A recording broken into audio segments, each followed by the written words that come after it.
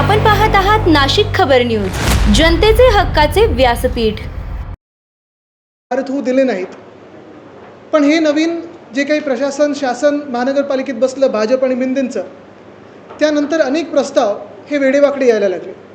ह्याच्यात शाळांचं प्रायव्हेटायझेशनचं असेल, मुंबईच्या महानगरपालिकेच्या शाळांचं प्रायव्हेटायझेशनचं, किंवा मग काल जे प्रस्ताव आले होते 3 मोकळ्या जागा, 3 मोकळी मैदानं ह्याला रेसिडेन्शियलमध्ये कन्वर्ट करणं. म्हणजे एक मैदान फुटबॉलपटूंसाठी होतं, त्याच्यातून अनेक फुटबॉलर्स असे आहेत जे देशासाठी खेळलेत, देशाच्या टीमसाठी खेळलेत. ते मैदान त्यांना एक्झिबिशन सेंटरमध्ये करायचं होतं. अरे राहू ते, खुर्चीचाच खेळ चालू आहे, पण थोडं तो आवाज इथपर्यंत येतो, मग तुमच्या बातम्या काहीतरी भलत्या लागतात, तिकडच्या खुर्चीचा खेळ. तर सांगण्याचा मुद्दा हा आहे की पहिला जो त्यांचा प्रस्ताव होता, एक मोकळं मैदान बँड्रा वेस्टमधलं जिथे फुटबॉलर्स खेळतात, हजारो फुटबॉलर्स प्रत्येक वर्षी खेळतात, वेगळ्या टुर्नामेंट्समध्ये खेळतात, तिथून देशाच्या टीमसाठी खेळलेले आहेत. ते मैदान त्यांना तिथे एक्झिबिशन सेंटर करायचं होतं. म्हणजे कन्स्ट्रक्शन करायचं आहे, कॉन्ट्रॅक्टरला द्यायचं आहे, मग पुढे कोणाला तरी द्यायचं होतं. ते आज आम्ही हाणून पाडलेलं आहे. तो प्रस्ताव नॉट टेकन झालेला आहे. दुसरा प्रस्ताव होता जो म्हणजे मलबार हिल इथे एक मोकळं मैदान आहे, उद्यान आहे, आणि तेच रिक्रिएशन ग्राउंड बाजूला एका उद्योगपत्याचा बंगला बनतो आहे, आणि त्या उद्योगपतीला तिकडचं FSI पाहिजे, तेच मोकळं मैदान त्याच्या बंगल्याच्या आत पाहिजे, म्हणून जनतेला बाहेर ठेवायचं, मुंबईकरांना बाहेर ठेवायचं, जनसामान्यांना बाहेर ठेवायचं, आणि ते मैदान स्वतःच्याच अंगणात घ्यायचं. हा जो दुसरा प्रस्ताव होता तो आम्ही हाणून पाडलेला आहे. आणि तिसरा प्रस्ताव म्हणजे वर्षा बंगल्याच्या काही फुटावर एका सोसायटीच्या बाजूलाच एक हरितपट्टा होता, ते देखील कन्वर्ट करून रेसिडेन्शियलमध्ये करायचं. हा प्रस्ताव हाणून पाडला. पण ह्याच्याहूनही पुढे जाऊन अजून एक भयानक प्रस्ताव जो खाजगीकरणाचा होता तो म्हणजे रक्तपेढ्यांचा. ब्लड बँक आत्तापर्यंत मुंबई महानगरपालिकेच्या मोफत असायच्या. सगळ्या पेशंटना आपण मोफत पिशव्या द्यायचो, आणि मुंबईकरांचं रक्त असेल ज्यांनी रक्तदान केलेलं आहे, आपण पाहतो अनेक पक्ष असतील, अनेक सामाजिक संस्था असतील, अनेक NGOs असतील, ह्या सगळे रक्तदान करतात, आणि त्याच्यात पुढाकार शिवसेनेचा नेहमी असलेला आहे. शिवसेना उद्धव बाळासाहेब ठाकरे पक्षाचाच वर्ल्ड रेकॉर्ड आहे रक्तदानामध्ये 2010 सालीचं.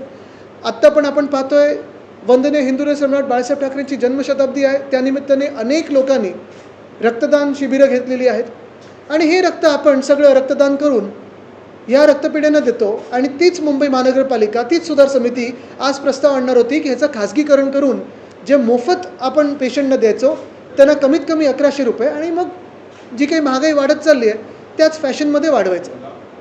ह्या सगळ्या प्रस्तावांचा मी विरोध केला. काल देखील मी पत्रकार परिषद घेऊन सांगितलं होतं की ह्याच्यात ज्यांचा हात नसेल किंवा ज्या पक्षांचा हात नसेल ते सगळे विरोध करतील. आज मला आनंद आहे की आजच्या सुधार समितीमध्ये हे सगळे प्रस्ताव पुन्हा पाठवले गेलेले आहेत, पण यांना दफ्तरी दाखल करणं गरजेचं आहे, रद्द करणं गरजेचं आहे. आणि तरच मी मान्य करीन की हे सगळे प्रस्ताव पुन्हा मागे गेलेले आहेत. एक मोठं यश आम्हाला मिळालेलं आहे. पहिला टप्पा मुंबईकरांचा हा यशस्वी ठरलेला आहे, पण प्रत्येक अशा प्रस्तावावर आमची नजर राहील, आणि ह्याच्यात कोणाचा हात आहे, मग भाजपचा हात आहे की मिंदेंचा हात आहे, हे स्पष्ट होत जाईल आणि लोकांसमोर येत जाईल. तुम्ही थेट असं बोलत आहे की देवेंद्र फडणवीस मुख्यमंत्री त्यांना देखील कॉल केला होता, आणि या संदर्भात नाही, असा कॉल कुठचाही झाला नव्हता. जेव्हा आमचं अधिवेशन सुरू होतं तेव्हा एका मैदानासाठी मी मुख्यमंत्री महोदयांना भेटलो होतो.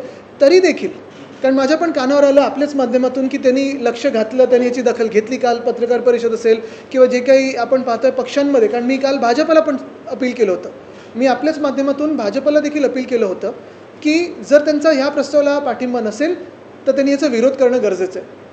तर आज जर त्यांनी दखल घेतली असेल तर मी आभार मानीनच. पण महत्त्वाची गोष्ट, आत्ता काही करण्यापेक्षा किंवा बोलण्यापेक्षा जेव्हा खरोखर हे तिन्ही प्रस्ताव RG टू रेसिडेन्शियलचे खारिज होतील, दफ्तरी दखल होतील, रद्द होतील, आणि ब्लड बँक प्रायव्हेटायझेशनचे प्रस्ताव रद्द होतील, मला कुठेही कमीपणा नाही. मी जाऊन त्यांचे जाहीरपणे आभार मानीन, त्यांना भेटून. एक महत्त्वाचा निर्णय केला, तुझी भूमिका घेतली, खास करून उद्योगपतीच्या बाबतीत तुम्ही उल्लेख केला की गार्डन होतं ते घेण्याचा आमचा करण्याचा प्रयत्न होता. असाच एक प्रकार पंचनगरमध्ये देखील घडला आहे. निर्मल एज्युकेशन सोसायटी खाजगी संस्था आहे, त्या संस्थेने एक भूखंड घेतलेला आहे, तो क्लिअर झाला आहे. म्हणजे ते बावनकुळे होते, आपल्या पक्षाचे आमदार जम्मू अभ्यंकर देखील होते. या बाबतीत आपण भूमिका घेणार आहे का? नक्कीच आम्ही घेणार आहोत. आपण पाहिलं असेल सर्व मुंबईमध्ये आता आज पण एक मैदान परत ढापण्याचा प्रकार होता, तिथे देखील आमचे आमदार महेश सावंतजींनी आंदोलन केलेलं आहे. तिथे आमचे निशिकांतजी पण आंदोलन करत होते, जे नगरसेवक आहेत. अनेकदा असं होतं की आमदारांना जेव्हा एखादं इन्व्हाइट येतं तेव्हा तुम्हाला बोलवलं जातं की सरकारी कार्यक्रम आहे, पण पूर्ण गोष्ट सांगितलं नसेल. पण जी काही महत्त्वाची गोष्ट आहे बघा, कुठेही जर काही चांगलं होत असेल, जनतेसाठी अजून सुसज्ज काहीतरी होत असेल, परवडणार होत असेल, मोफत होत असेल, कुठेही विरोध नाही. पण कुठच्याही सेवेला किंवा कुठच्याही मुंबई महानगरपालिका असेल अथवा शासकीय वस्तू, जागा, सेवा ही खाजगीकरण होऊन कोणाच्या तरी खिशात जाणार असेल, मालकी हक्काची होणार असेल तर त्याला आमचा विरोध राहील. जर सेवा सुधारणार असतील, कोणीतरी पुढे पाऊल चांगलं करत असेल, मुंबईसाठी असेल, महाराष्ट्रासाठी असेल, तर आम्ही त्याचा विचार करू.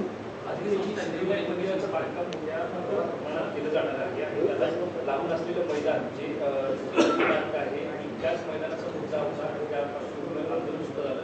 अनेक मैदानं अशा प्रकारे आता नाहीशी होताना पाहायला मिळतात. तर मुलांच्या खेळण्याचा प्रश्न होता. आजचं जे पावलं आमचं आणि आजचं जे यश आहे मुंबईकरांचं यश आहे, फक्त काही आमचं नाही. आम्ही म्हणजे मुंबईकरांचाच आवाज उठवत होतो. 3 मोकळी मैदानं आम्ही आज वाचवण्याचा प्रयत्न केला, तो यशस्वी ठरला. पण जसं मी सांगितलं की मुख्यमंत्र्यांचे आभार असेल किंवा पूर्ण समितीचे आभार, हे मी ह्याच वेळी मानीन जेव्हा हे जे प्रस्ताव आहेत ते पूर्णपणे रद्द होतील आणि ज्या आत्ता जसे मोकळी जागा आहे किंवा जिथे फुटबॉल असेल, जिथे हरितपत्ता असेल, ते पुन्हा रिस्टोर होईल. हे पहिली गोष्ट.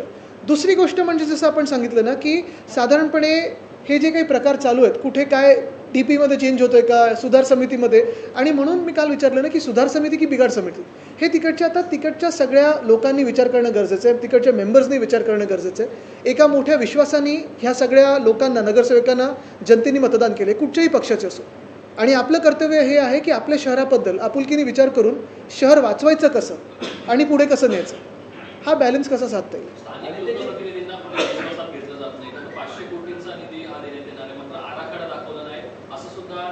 नक्कीच अनेक प्रस्ताव असे असतात आणि आपल्याला अजून एक आठवण करून देईल. काल सिद्धिविनायक मंदिरासाठी 500 कोटी आहेत, पण आमच्या वेळी दागिन्यांची आवड आणि विश्वासाची जोड म्हणजेच मंडलिक बंधू सराफ. आमच्याकडे तुम्हाला मिळेल शुद्ध सोन्याची हमी आणि मन मोहून टाकणाऱ्या नवनवीन आकर्षक डिझाईन्स. तुमच्या जुन्या सोन्याला मिळवा अगदी योग्य दर आणि आमच्या सोप्या हप्त्यांच्या सुवर्ण बचत योजनेचा आजच लाभ घ्या.